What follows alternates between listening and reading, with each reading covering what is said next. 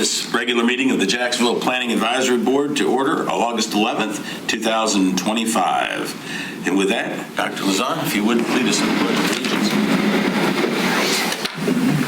I pledge allegiance to the flag of the United States of America and to the republic for which it stands, one nation, under God, indivisible, with liberty and justice for all.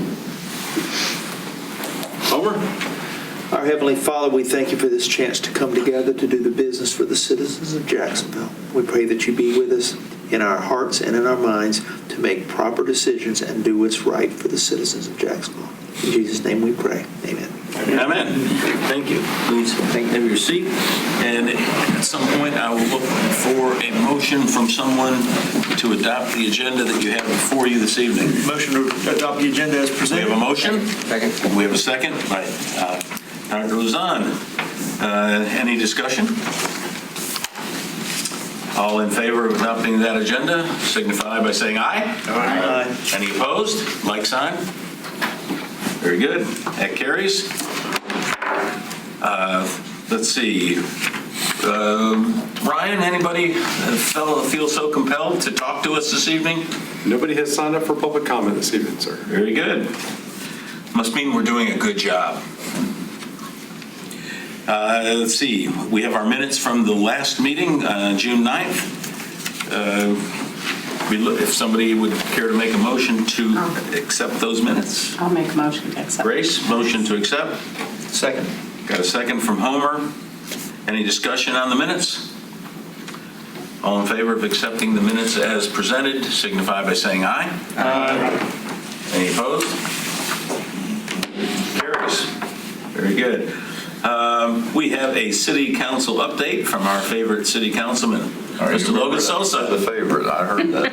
So that's recorded. There you go. Do share that with Mr. Warden, please. Yeah, we will. Pass it on to all.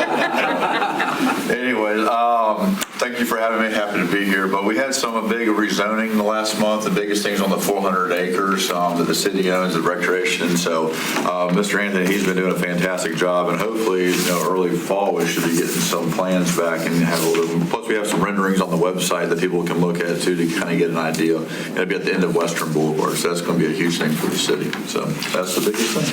Very good. And I noticed that the council saw fit to reappoint Jerry March and Matt Ray to this austere board. We didn't kick them out. So. Stay till they get it right. Try harder next time. Didn't take him out tonight. Thank you, Logan. Thank you. Let's see. Old business, it shows none. Do you agree with that, Ryan? That is correct, sir. We have new business. Item number 1, election of the officers for the upcoming year. I guess it runs from August through the end of July. Is that? It's actually the first meeting following June. Okay. So it's technically July 1, the fiscal year. Okay. Very good. We just didn't have business last month, so. So, would anyone care to make a motion as to who ought to lead the group? Mr. Spring? No? I'll be happy to make a motion that we reappoint Bob and Chase as chair and vice chair. You sure you're not out of order? 100%. Okay. Second that motion. We have a motion and a second to allow me and Chase to execute our reign of terror here. I move the nomination to be closed. We have a motion to close the nomination, except by acclamation. Would that work for you, sir? All in favor of accepting the slate as presented, signify by saying aye. Aye. Any opposed? No. You did a great job. Yes. Yeah, thank you. So, let's see. We have a plan for leadership for the next upcoming year. Thank you, Chase. Let's see. That's 1. Number 2, Unified Development Ordinance discussion, upcoming amendments. Ryan, I believe that's you. Thank you, Chairman. Appreciate that. I will be leading tonight's presentation, although before we get started, I'd like to introduce our 2 newest planning staff members. We've got Laura Oxley, who's immediately to my left. She's our new senior planner. And then we have Michaela Hennigan, who's our new planner. And they will certainly have the opportunity to jump in and share as part of this presentation, as well as the Assistant City Manager, Mr. Anthony Prinz, is with us tonight as well. So we want to go over a couple of potential amendments that you all will be seeing in the very near future as we continue to follow council's goals, which is a UDO review, and make sure that there's some things that that need to be tweaked. So we've got some things we want to talk about that'll help give us some directions and guidance on what we bring forward.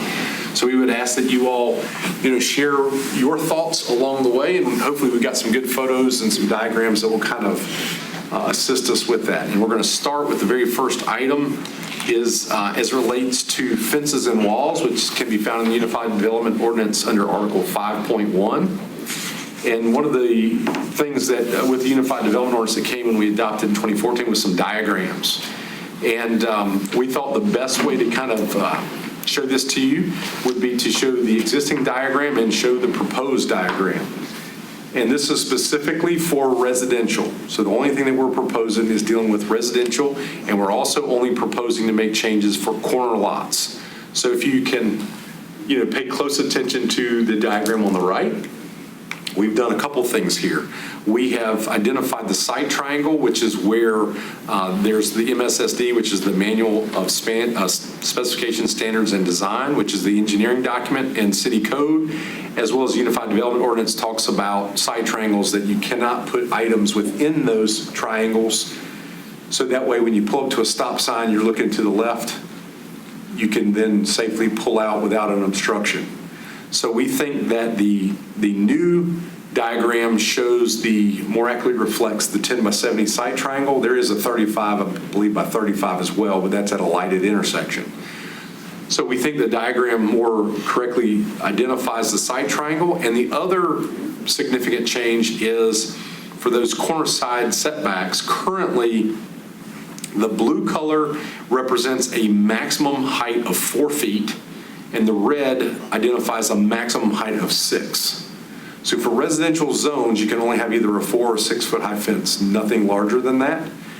And what this is proposing is to allow that corner side property owner to have a little bit more fenced in areas. So they would be able to kick that 6 foot fence out to their property line right away boundary. So if you notice, let's see, this here, you can see that this space increases compared to this one. So that's the biggest, can we undo the annotations, please, media? That's the biggest difference here is that in front of the house, it's still 4 feet, but now on that corner yard, you can go up to 6 feet out to the property line instead of having to set back 15 feet. So that's the most significant change, is the change of the diagram for the side triangle and to allow the corner side to go to 6 feet. Does that include vegetation, Ryan?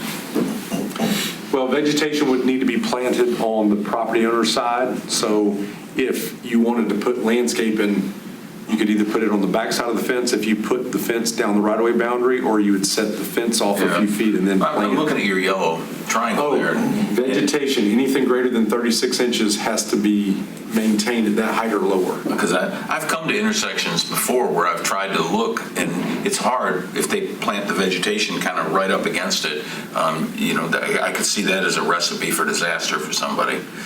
And that's why we have that side triangle, and that's an important component to that. Now, sometimes, because we do have a couple of sites where the site is compliant with the side triangle, but there's still some visibility concerns. But I think that's more or less the geometry with the intersection sometimes. Okay. But we felt that this proposed diagram more closely resembles the side triangle of 10 by 70, even though that's not to scale, that's more close to the real standard. Did you look at other municipalities to see what they were doing? Is this consistent, possibly, or? We did not look at other ones. We just felt that based on, we went on a tour last week to kind of show the new planners around, and there's an awful lot of fences like this that are in the area. And then you can have a 4 foot to the property boundary, but you can't have the 6. And there's really not a whole lot of difference between the two. Does this have the same effect on easements too? Like if you have an easement running next to you, are you looking at as the same as the? Easements should be unfettered. There should not be any fences within easements. But you can have the same fence next to an easement, I guess I'm saying. That's correct. Just like the right of way. That is correct. Okay. We'll be willing to move it if you have it in there. Is there some reason why you showed the driveway on the house on the left?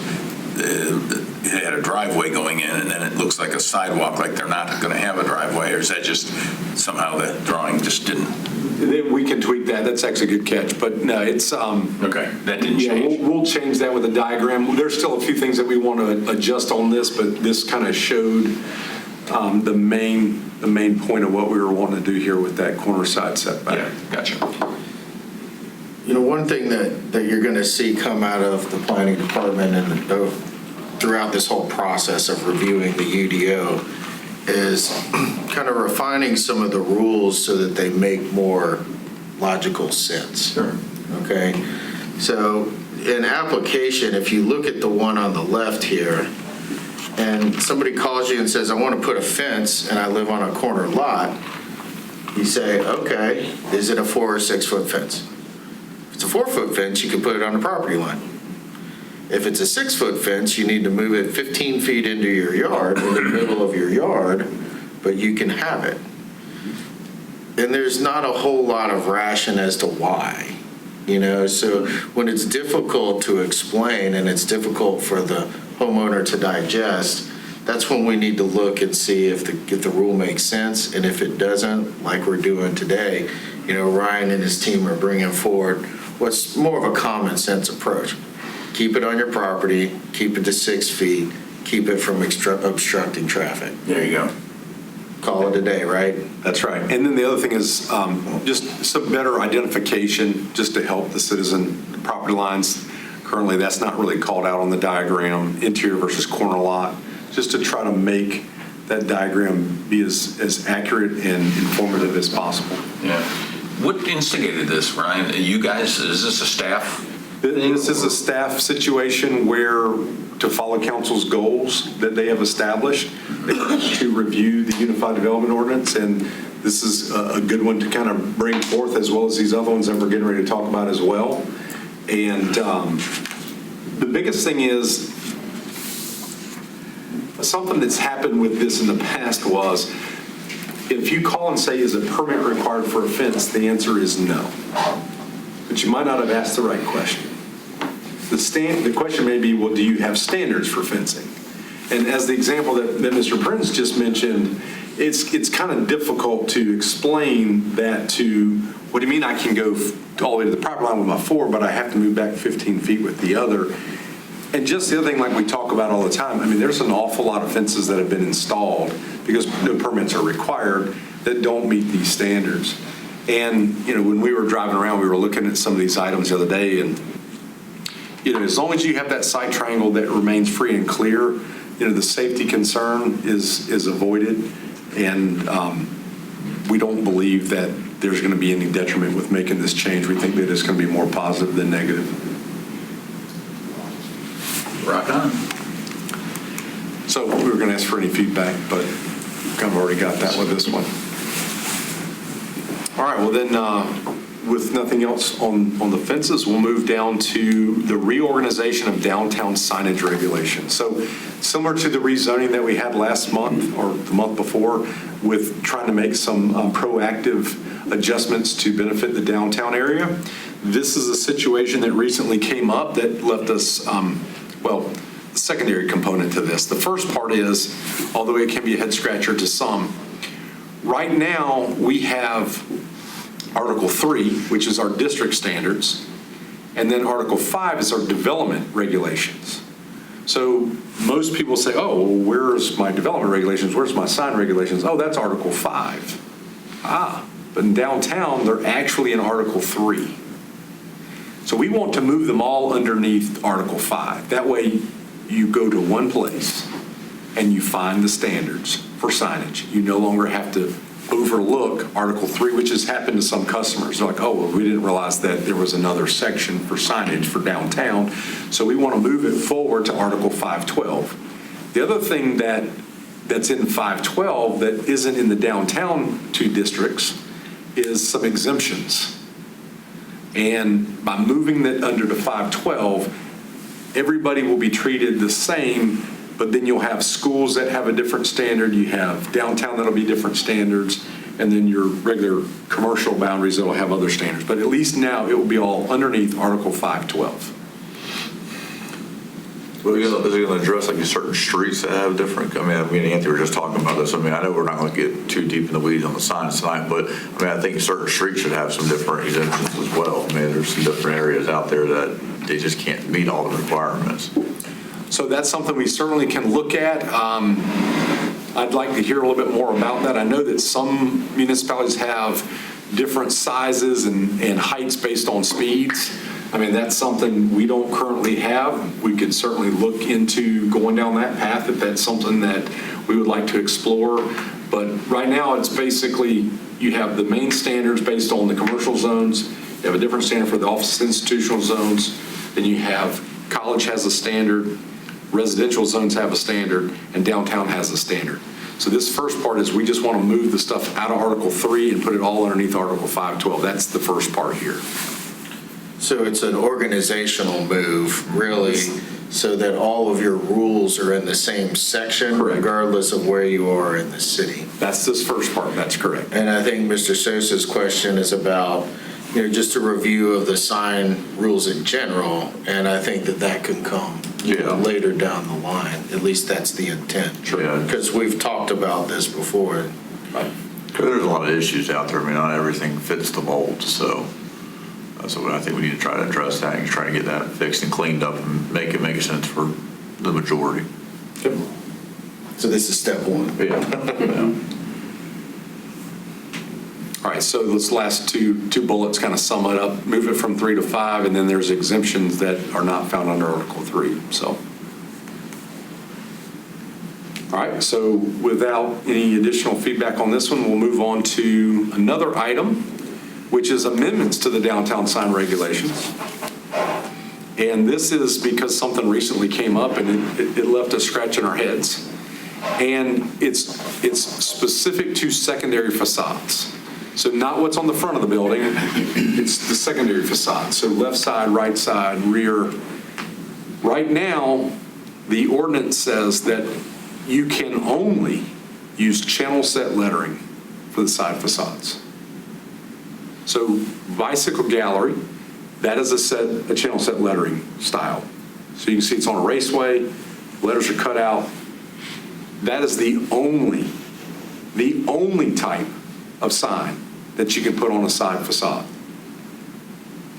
And to me, this would probably be our least favorite style of sign in downtown, yet alone that's the only type that you can use. You're saying side facade? Correct. Secondary facades, not the principal, not the primary, not the front. That is the front of that building, though. That's right. Okay. Yeah. I'm just using that as an example. So there's only 2 of these style signs in downtown Jacksonville. One of them is here, which is on the front, and there's another one. And that's fine if you want to use channel set lettering. We're saying that you shouldn't be limited to only one. So let's look at these examples right here. So all of these examples for your secondary facades, you could not use any of these. That's what we said. The coffee's not a channel letter? That is actually a halo sign, where it's got backlighting in it. It kind of looks like it's a halo. That's cool. The upper left for the bistro, that's a proposed vinyl sign that we had to say no to. Exactly. It just didn't make sense that style sign was a no-go. City Hall, these are dimensional letters. Then you have the box sign there in the middle with the white. It's like a shoebox style. It's just a basic rectangular sign. The upper right is a painted-on sign. Yeah, that's really attractive. And then the other at the bottom is, for the gallery, is a projection sign. Could not do any of these in downtown. So we're saying, let's open up the different styles other than just channel set letters for the side facades. So that's really what we're wanting to do here, is we're wanting to bring back more sign options for that secondary facade. So what I see downtown now is things that are grandfathered in, they've been there a long time? Correct. Yeah, okay. Because not all of them look like that, obviously. Well, there's more than, so keep in mind that these style signs, like, for example, the City Hall dimensional letters, that's allowed on the front. Oh. That's not a prohibition. Okay. You just can't put it on the secondary facade. And that's the thing, is if you can have it on the primary, why not allow it on the secondary? So we want to basically allow more options for secondary facades in the downtown area. And we have examples of all these in our definitions with pictures of each of the. We do not, but that is something that we will probably bring forth with, if there's not definitions, we can certainly bring photos in there to make it clear on what these different sign types are. Brian, back when dinosaurs roamed the earth, why did they have a policy like that? What was driving it? To Anthony's point a little while ago about common sense, it just doesn't seem reasonable. I didn't go back and look at the research, but I would almost intend to think that that was not to be the only option. It was probably that should have been prohibited on the secondary facades, not the only thing possible. And I mean, that leads to the question, I mean, do we want to allow that on a secondary facade, or do we want to say, no, we don't want channel letters, we want something more flush like these signs are? I'd say leave it open and give them the option. So, like the bistro sign that could be painted on. Yeah, ain't exactly flush mount. I mean, it's sticking out good, but that's an attractive looking sign. That's right. You can do that on the front, you just can't do it on the side. Currently. Should we add something about lighting and everything as well? There will be information about, whether it be directly or indirectly illuminated, whether it be internally illuminated. We will have items about that with the amendment that we bring forth. Is there concerns in terms of ideas? I mean, obviously, we're going to worry about the dark sky standard, so There you go. we'll be cognizant of that. But is there any feel for anything that the board doesn't feel would be appropriate? Can you do rear facade as well? I would argue that's a secondary. Okay. But again, I would say that pictures of all this would really help when it comes down to, and when you define, even in your lighting of signs, pictures of, I know it sounds, we know what indirect is, but still, some people they need to see visual examples. Well, I think they give a lot of character, that's what we're trying to shoot for. Now, maybe the box, I don't know what you call it, the white blank one, that kind of looks like. Shadow box, yeah. Yeah, like you see on strip centers and stuff, but I think the rest of them get a lot of good character. We think the same thing. So do we not want to allow shoebox style signs? You don't want to judge people. I mean, I don't know. I guess that's tough too. Maybe you could do like that on the back. Like I know some of those down Newbridge Street, you can see from the backside. That might get a little bit more visibility because it's clear. Like where some of those you wouldn't be able to see from a far distance because of how it's designed. Maybe.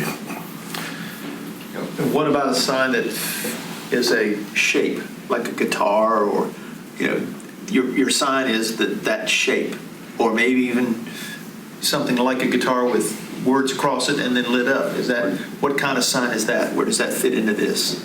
We will look to see what we would call that. I mean, it's Hard Rock Cafe. Like a themed sign, something like that.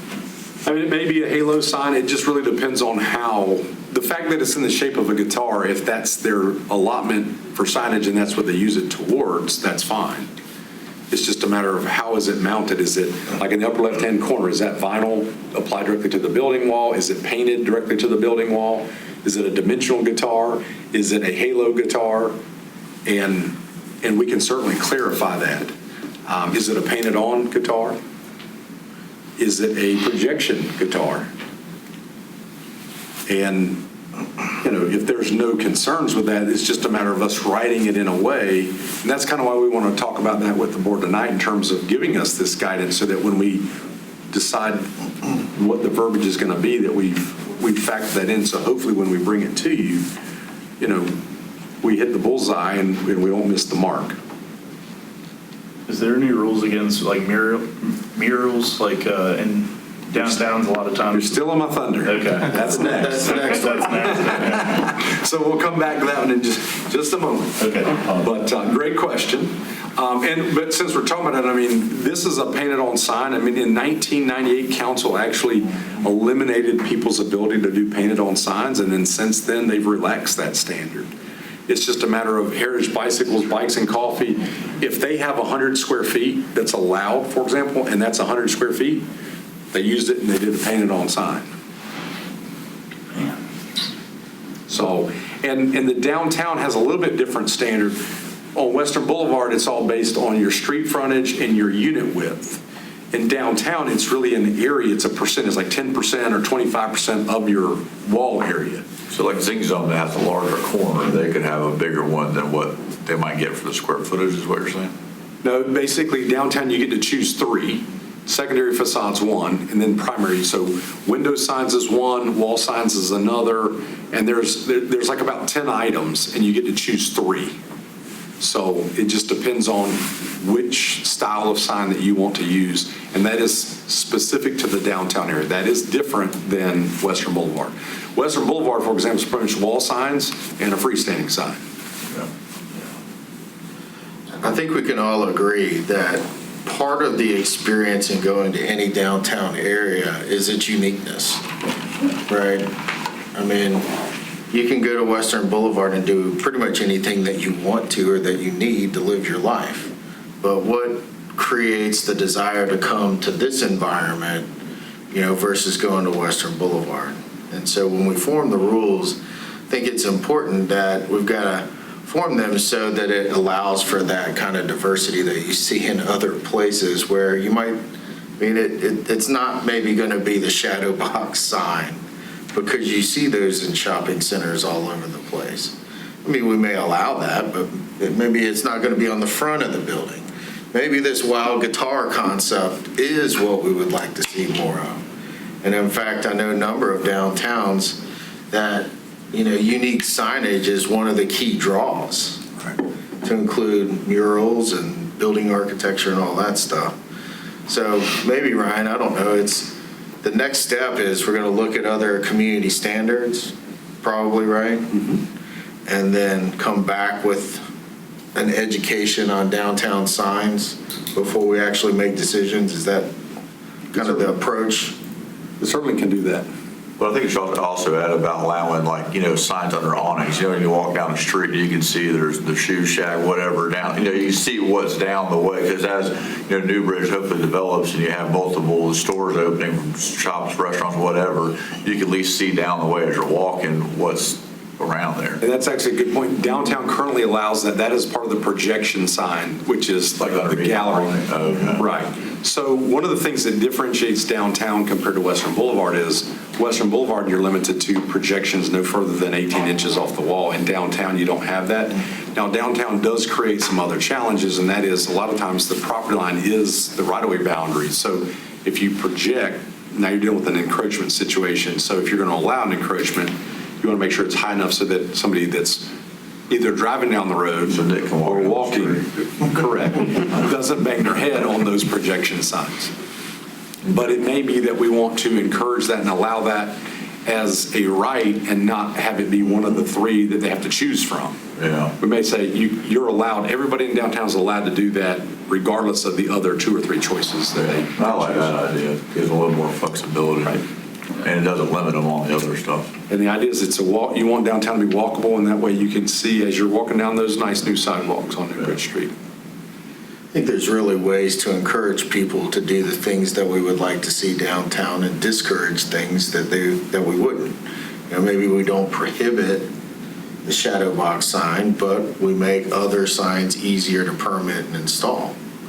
That projection sign is something that you'll see in many downtowns. Yeah. And so overcoming the issue of encroaching in the right-of-way is going to be a pretty big hurdle to overcome. But if we do that, then, and make it a relatively easy process. And there's some really neat projection signs, Absolutely. especially in downtown. I'm thinking of downtown New Bern, if you've walked it, man, and now I can't even tell you what's there, but it's loaded with character. Mm-hmm. And I think to your point, Anthony, it's breeds creativity and Sure. and uniqueness and causes people to want to enjoy being down there.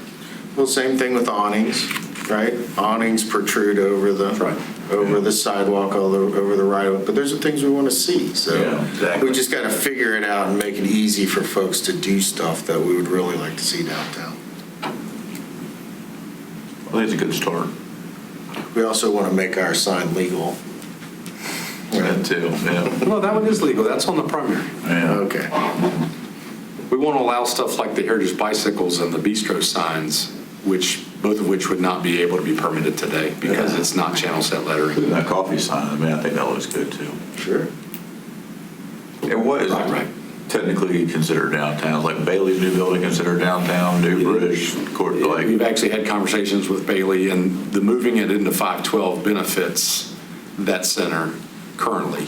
But we'll use that as an example.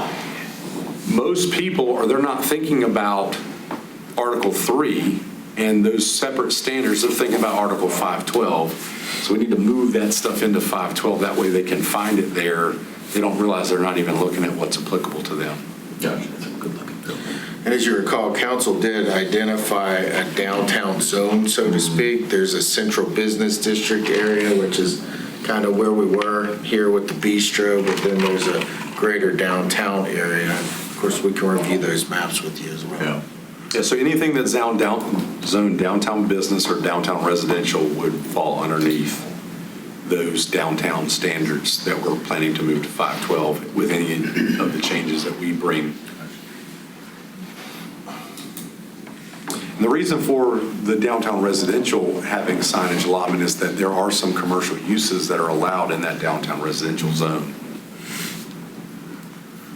All right, any other feedback on that before we move to the next item? Ryan, long-term, will we be voting to recommend to city council some of what you've? Absolutely, that's exactly what this board will be Okay. doing. Oh, looky there. Signs and murals. Now, this one gets a little bit more interesting. Currently, we allowed murals within the downtown overlay zone. So you have to look at the overlay zone to see whether you would be eligible to install a mural. And then within that area, you have to meet the use-specific standards in 4.2. And some of those standards include that you have to meet one of these three topic areas: Jacksonville history, local military history, or local cultural diversity. Since we've adopted this, nobody's really come forward. We do have one on the Arts Council building that shows these three, but I think part of the reason why we haven't really had a whole lot of interest is that I think you'll find that a lot of artists want kind of their own palette. They want to kind of be able to, they don't want to be hamstrung for these three items. So we think that we need to look at what, if any, items we need to have. We need to possibly eliminate the overlay zone. That's another option. Or do we want to keep it only to the downtown area? And then what the standards may be. There's a certain way that these signs, these murals would have to be applied to a building in terms of how they're painted and maintained and things of that nature, some of which is probably good, some is probably maybe not so good.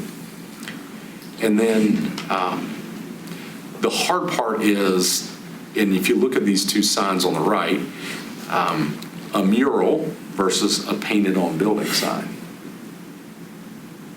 And if you look at the definition of signage, and I don't like a lot of text on a screenshot here, but I think it's important because if you look at the definition of these three items, you know, if you basically have any figure, sentence, emblem, device, or anything to draw attention to that business, service, activity, or whatever, it's by definition a sign.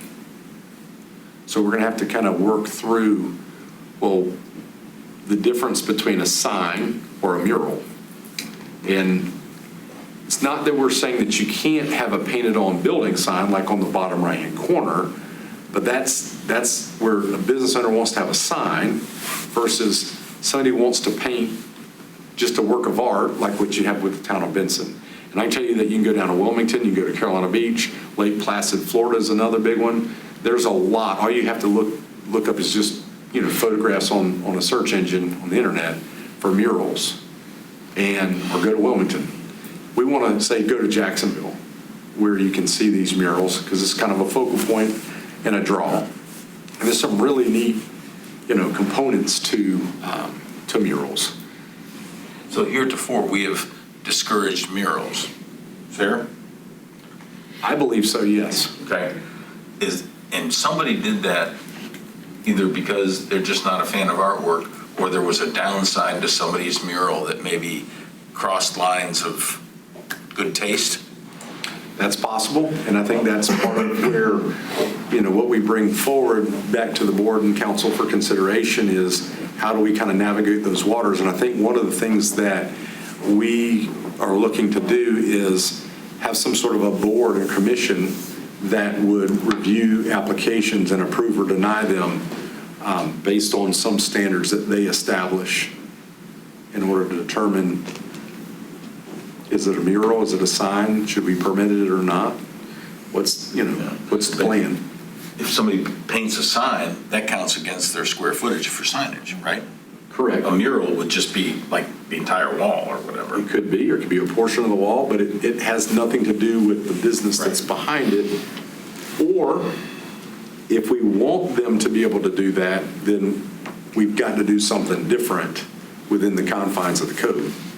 Because right now, it's a sign or it's a... That's the way that I would describe this situation. Really, I don't think the code was written to discourage any one person or one project from happening. We knew there was interest at the time, but we also didn't know what we didn't know. So we put these rules into effect, and obviously they haven't been very effective for us over time. So just like we're talking about rules that don't make sense, we're also going to be talking to you about rules that may not necessarily be causing the things that we want to cause. In this case, the rules were a little too good at keeping people from doing things that we want to see downtown. Could you do a mixture? Could you do like the bistro sign, for instance, like towards the front of the building, and then have a mural towards the rear of the building too? Could we somehow? Would the mural just be like one of these murals here? Like if you just had, like something artsy towards the rear of the building. I don't see why not. Yeah. That's all I can think about. Oh, go ahead, sorry. I was just going to say, because it should still be able to benefit the commercial business too. They need to be able to advertise for themselves, and if they want to have something eclectic, then Two different things. that should be a bonus too. Well, especially if I remember correctly, in your previous slide, you said that mural doesn't advertise what's in the building that it's on. So that's how the current code is written, because of the definition of signage. That could be changed. It could be. Yeah. And you mentioned something about... Or is a sign going to be left as a sign in a mural as long as it's not advertising? So let's go to the next slide, and this is where it gets a little bit more interesting. So this sign here in the upper right corner is Benson, and it's advertising the city. And you see a lot of these, welcome to Chapel Hill, welcome to Carolina Beach, welcome to Wilmington. And there's like a picture within the bubble letters of the town that's spelled out. But there's no business that this is advertising. So this is truly a mural work of art. It has nothing to do with signage. Same thing with all these photos. So the upper left, that's Jonesboro. That's in Sanford, North Carolina, which is where my wife is from. There's kind of two downtowns. This is in the Jonesboro side. I drive by this one on the way to my mother-in-law's house all the time. And then they have another area that's downtown. But it's just something historic.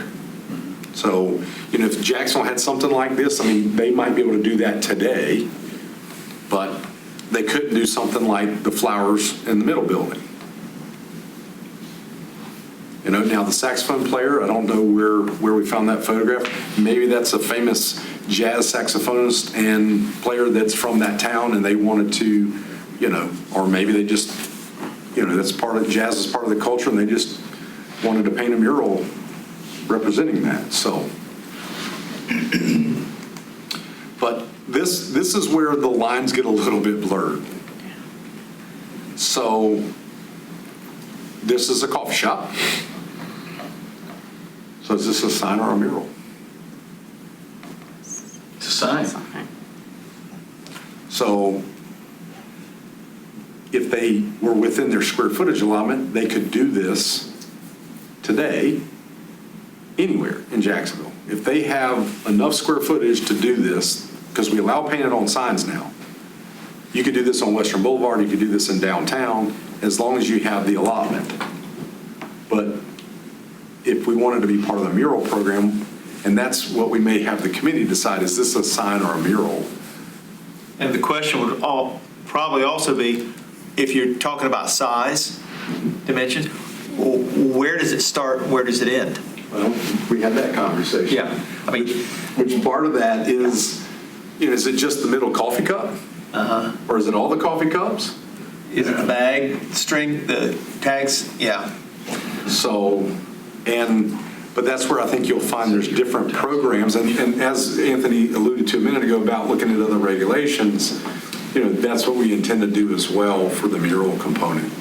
So that, if there's a good program that works well, then, we may want to kind of mirror that, at least in some regards.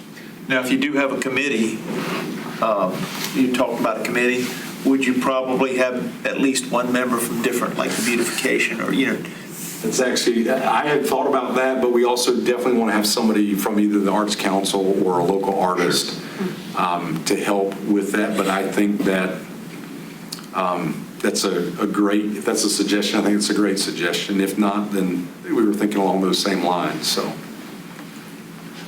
One of the things that we may consider is whether or not this committee Oh, my thought is instead of cutting down reviews so these. many, yeah. I mean, having, advisory members come in when you're talking about these specific things that has more of a art. I don't know what everybody's background is, and I don't want to say that you don't have an artistic background, but well, thanks, Bob. I can't even draw unemployment.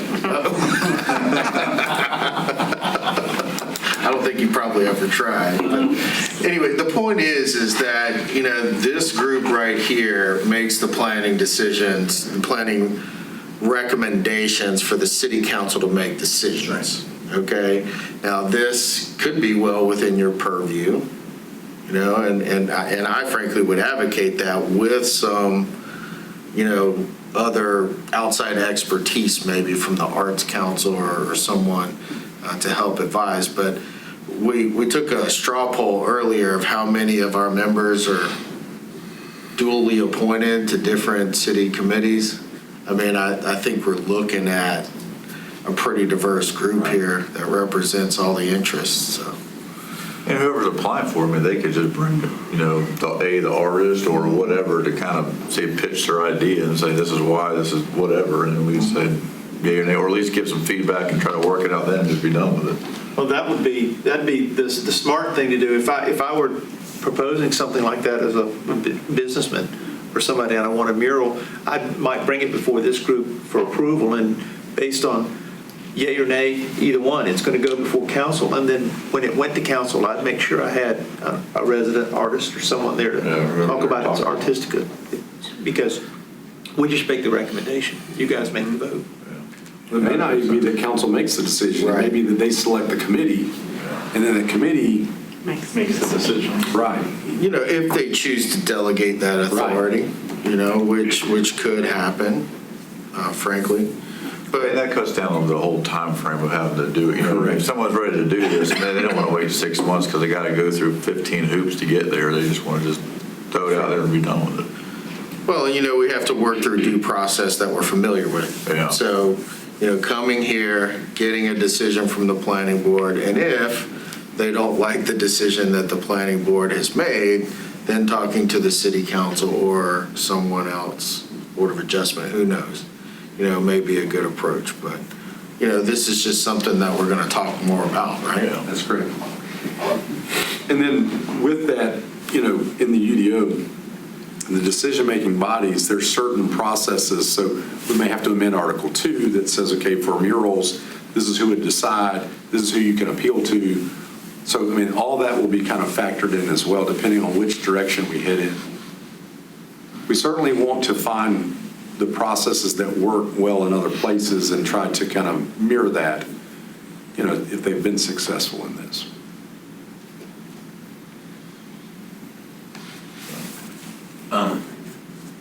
Ryan, when you had the definition up a couple slides ago of, what's a sign, what's a mural, either there's something wrong with me or whatever, but I see it pretty clearly. A sign is advocating for some commercial enterprise of some sort, and then a mural is purely, intrinsically artistic, meant to make people smile without advocating for anything in particular. Now, all right, what'd I miss?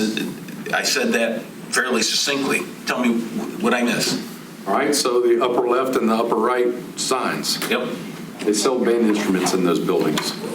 Then they'd be advocating for a product and they couldn't do it. All right, but if they don't sell musical instruments, so there's not a jazz hall or the thing in the middle, it's not a flower shop, then it's truly a mural. Bingo. Or should we have like a little gray area where you allow that in the downtown business to try to promote business being downtown, like a band shop or something like that? That's another option as well. But I was thinking like Zing Zone. They're not, yes, it's entertainment for kids to go to, right, and for educational purposes, they're not, I wouldn't say they're really selling anything. They're not selling guitars or band instruments or things like that. You know what I mean? So, and they have a big back wall plus the side and everything, and there's a lot of people that can see them, coming off of Johnson in that direction. So they might want to do something kind of creative, fun for the kids or whatever else, but they might want to put their names in at the same time. So would that be considered a business? It all depends on how we write it. I don't think we should lose the concept that these were originally signs for the most part. Murals when they were originally painted on the facades of buildings. And I'm not advocating one way or the other, frankly, but there is a clear overlap there, and we just got to be sensitive to it. So I think there is a piece of a mural that could be some form of advertisement, but that doesn't mean that it's not an art piece, right? And so I don't know. We'll figure out the best approach, and other people have done this before, so we're not reinventing the wheel. And you let the toothpaste out of the tube, and then it's really tough to get it back in. I think that's where we started with the first set of rules. Yeah, and it never couldn't take the cap off the toothpaste, if you know what I mean. So with the definition of work of art, that's how it's currently defined, and it says objects that do not advertise merchandise or product or draw attention to the service or particular merchandise, product, or service. So, there could be current exemptions that would fall into place had it not been for some other items. And another photo that I wish we would have added this photo, and I'm familiar with it because I mentioned Sanford a minute ago where I'm from, but there's, in the current mural standards for Jacksonville, we don't allow projections, or it's not allowed, or it's minimal. It's minimal. But there's some really, there's a place that I'm thinking about in downtown Sanford that's got like cow heads that stick out. It's a dairy barn. They sell ice cream and hamburgers, things like that. But there's a milk carton projects away from the wall and it's three-dimensional. And, that's another component that we don't have. I wish we would have put a picture in here, but I forgot to do that. But that may be part of this equation as well as, do we want to free up the projections compared to how it is currently? Because it adds some depth and it's pretty cool looking. Mm-hmm. It's no more than 6 inches in the current. So not a whole lot of projection. from the wall, is that what it means? Yeah. But there's some of them that's probably closer to 2 to 3 feet probably. And it's just kind of, I don't think you'd see it in all parts of towns, but in downtown, maybe that's something you want to make, unique to where people in downtown help with the interest in downtown, that you get something that's a little different than other places to encourage, hey, I want to be in downtown. So that's another component, although I didn't have as a photo, that's something that we've talked about as well as far as bringing forth an amendment.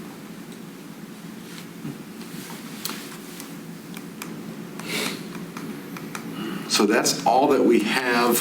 We plan to bring other aspects like this in workshop session. It may not always be in here, or we may start in council chambers and then move over just so that we can have an open dialogue. But we're going to bring some additional items before the board and then ultimately council for some amendments to help streamline and make the UDO easier to digest. Is there anybody that would like to provide any additional information? Laura, Michaela, anything you guys want to add? Great job. No, couldn't have done it without you. They were very instrumental, and even though they've not been here very long, they pulled that stuff together. I wouldn't have known where to start with that diagram, and Michaela was able to put that together. I still don't know how she did it, but Magic. I know, right? That's right. So she made us say, oh, you just do this and this. And I was like, I wouldn't have been able to do it. So, hey, good. We're going to start putting some diagrams in the UDO more so than we currently have. So, Not a bad idea. Well, Ryan, thank you very much. And you mentioned that they're fairly new.